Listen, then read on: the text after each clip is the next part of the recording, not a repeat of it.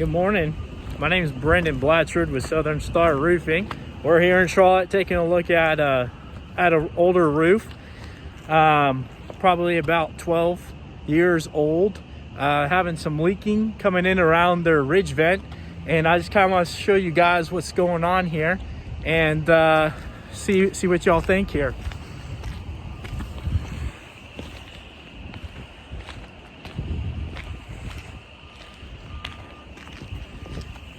See here, you got this older style vent.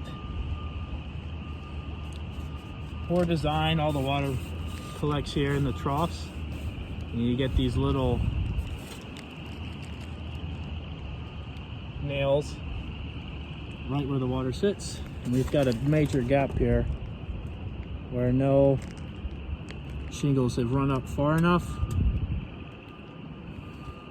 And we're going to need to remove and replace this with a shingle over style that is of much better quality. If y'all need any help with your roof system, feel free to reach out to us at Southern Star Roofing. That's 704 Yes Roof, or www.southernstarroofing.com. Take care.